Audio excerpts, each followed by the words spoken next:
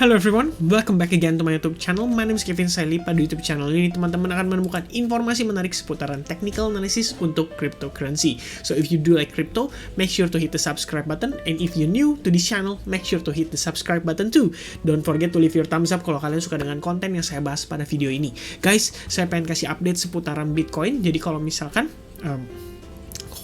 ya, jadi intinya saya pengen update seputaran Bitcoin ini, dan mudah-mudahan apa yang saya berikan update ini bisa ya mungkin untuk mencocokkan analisis teman-teman. Dan ingat, this is not a financial advice, so make sure teman-teman gunakan video ini dengan sangat bijak. Oke? So langsung aja kita masuk ke dalam pembahasannya. Teman-teman, seperti yang kita ketahui, hari ini itu ada testimoni atau testifies yang diberikan oleh Gary Gensler terhadap Kongres di Amerika Serikat, di mana pembahasannya itu berkaitan dengan regulasi cryptocurrency di Amerika Serikat yang akan istilahnya dikeluarkan oleh pihak SEC ya. Jadi ini memang sudah dituntut untuk segera atau sesegera mungkin membentuk regulasi yang tepat untuk seputaran cryptocurrency ini. Dan seperti yang teman-teman lihat, mungkin dampaknya cukup positif karena kita belum melihat adanya kesimpulan ya yang dimuat oleh beberapa media-media tentunya.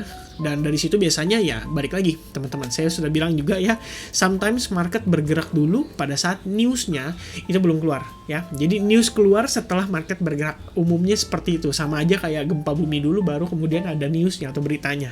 Oke? So kalau misalnya kita lihat dari pergerakan Bitcoin saat ini, sebenarnya sih cukup positif. Dan ini adalah chart yang kebetulan memang sudah saya siapkan ya teman-teman. Bukan sudah saya siapkan sih, sebelumnya saya sudah melakukan analisis, dan teman-teman tahu dari beberapa video saya yang terakhir, terutama tentang roadmap dari Bitcoin, di mana sebetulnya memang kita ekspektasikan adanya rebound ya terhadap area ini ya.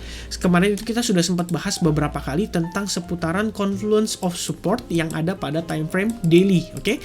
Yang pertama itu kita punya exponential moving average 55. Yang kedua kita punya ini ya namanya horizontal line ya teman-teman.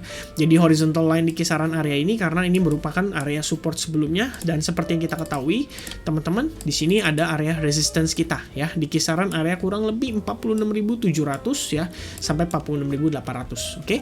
Dimana area ini sebelumnya itu cukup penting ya bagi kita. Setelah terjadi breakout, market itu sempat tertahan di kisaran area tersebut selama beberapa waktu.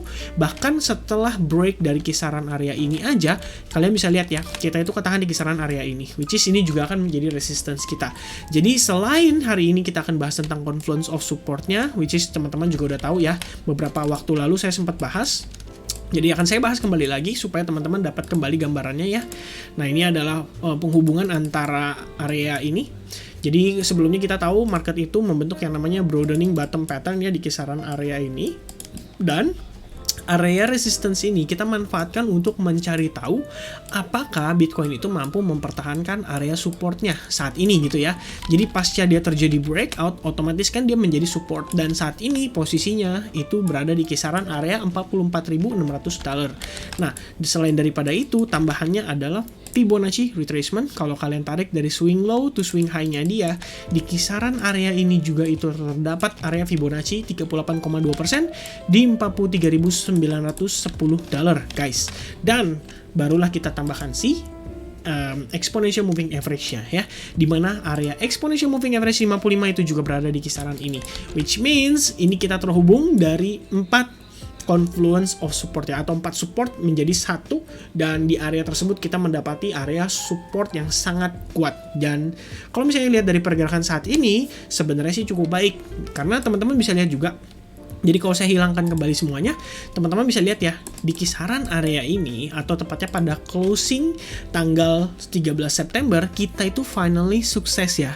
Balik lagi close-nya itu di atas exponential moving average 55. Precisely di atas exponential moving average 55. Dan setelah itu, hari ini market mengalami penguatan yang bisa dibilang ya sedikit signifikan, karena beberapa hari ini cenderung sideways pergerakannya ya, dan hari ini itu pergerakan market cukup signifikan consideration saya ya. Namun yang menjadi problem adalah kita di sini ketemu area resistance ya.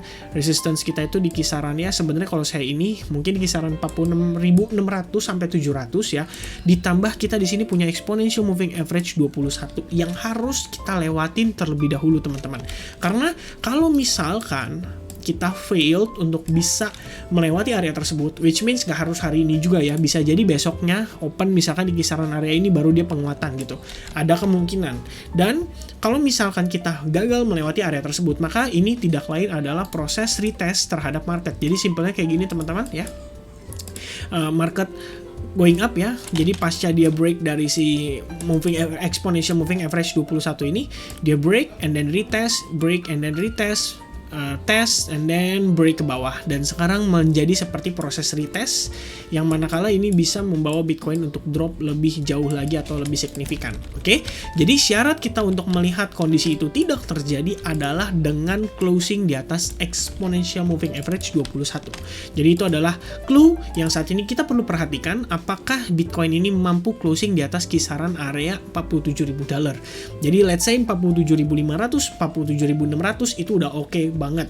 Nah, paling tambahannya teman-teman, ini adalah satu resiko ya yang menurut saya perlu kita perhatikan. Jadi kalau menurut saya pribadi, personal, untuk kita punya area key resistance itu berada di kisaran area $49.700 ya, atau lebih tepatnya sekitaran 50.500, karena sebelumnya di time frame 4 jam sudah saya jelaskan juga di kisaran area itulah tempat kita mendapatkan rejection berkali-kali, which is di sini ya, 50.500. Oke? Rejection and then rejection baru breakout. Oke, which is ya kalau misalnya di time frame daily pun itu adalah kisaran area $50.400 sampai $50.500. Di area tersebut kalau misalkan ini kita berbicara nanti untuk medium term menjelang long term ya. Kalau misalnya, let's say, skenario pertama, kita sukses break dari kisaran exponential moving average 21 ini, and then sustain, create penguatan, satu kondisi yang kita perlu lihat adalah Bitcoin harus mampu balik close di atas 5.500. Barulah kita ngelihat kemungkinan bull run akan berlanjut. Akan tetapi kalau misalnya kita tidak melihat hal tersebut, itu menjadi resiko untuk melihat Bitcoin itu hanyalah sekedar untuk mengejar kisaran Elliott wave atau correction wave atau B correction ya, atau B wave correction ya, kurang lebih seperti itu, sebelum akhirnya kita melihat Bitcoin kembali drop untuk mengejar si wave correctionnya, dan itu merupakan wave 2 daripada pergerakan si Bitcoin menjelang nantinya wave 3 tentunya. Oke, so itu paling penjelasannya untuk time frame daily, dan mudah-mudahan kita bisa balik close di atas exponential moving average 21. Nah, untuk time frame 4 jam sebetulnya kemarin kita udah sempat discuss ya guys, bahwa Bitcoin ini membentuk semacam falling wedge pattern gitu. Hari ini di di bagian advance group saya sempat memposting lagi update terkini terkait pergerakan Bitcoin, which is falling wedge pattern beserta dengan bullish divergence, dan hal ini bisa nge-lead Bitcoin untuk terjadi breakout. Walaupun tadi sebetulnya proses breakout yang saya harapkan itu tidak terjadi ya guys. Jadi proses breakoutnya itu cenderung seperti dicicil, dan hal ini tentunya tidak baik karena tampak seperti proses koreksi aja dari pergerakan yang signifikan, terutama dari sellernya gitu ya, sampai akhirnya kita terjadi breakout lalu dikonfirmasi dengan candle jam 11 tadi closingnya itu sedikit di atas area exponential moving average 55 pada time frame 4 jam.